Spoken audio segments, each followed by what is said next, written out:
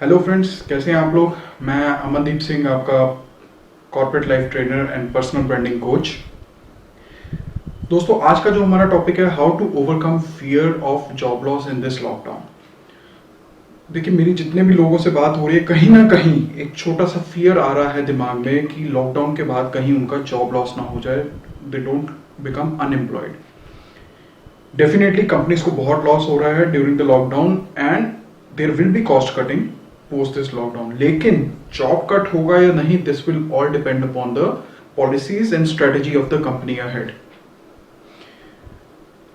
हम लोग फियर में हैं, आप लोग फियर में हैं, which is only going to build up your stress and anxiety.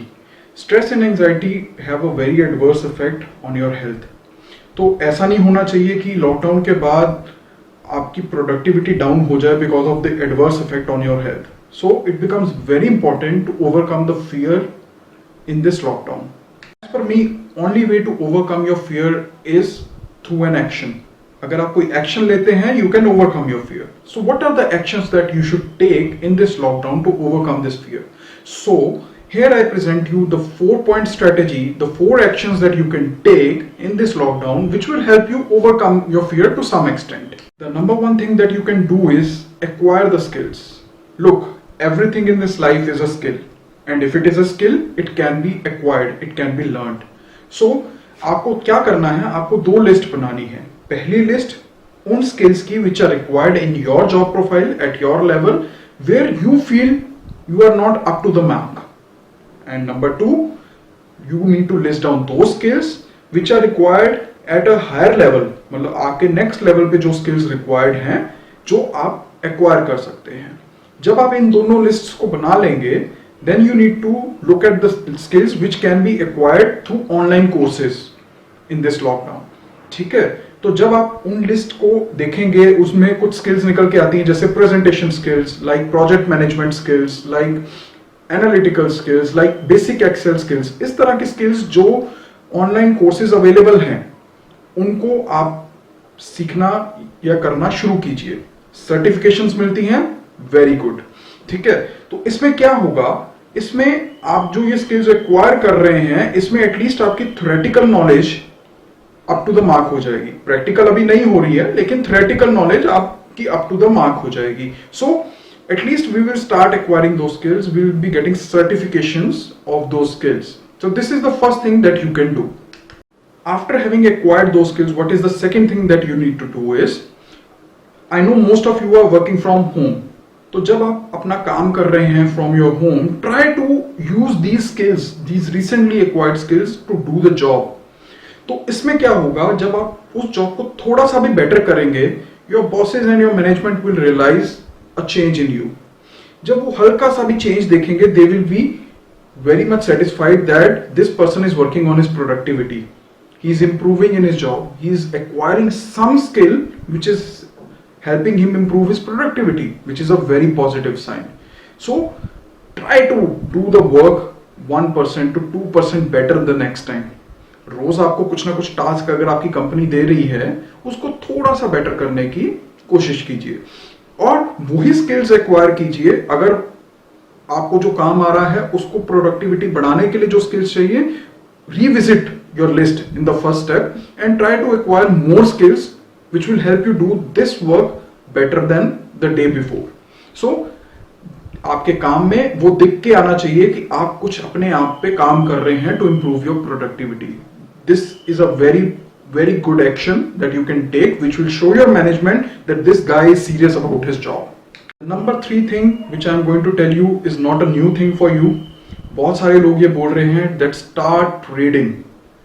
देखिए, रीड करना तो वैसे भी बहुत अच्छा होता है और मुझे पता है बहुत सारे लोग रीड करना चाहते हैं, लेकिन क्योंकि टाइम नहीं मिलता था इसलिए रीड नहीं करते थे। तो आज हमारे पास टाइम ही टाइम है, so start reading. This lockdown period is a very good period to inculcate a habit of reading.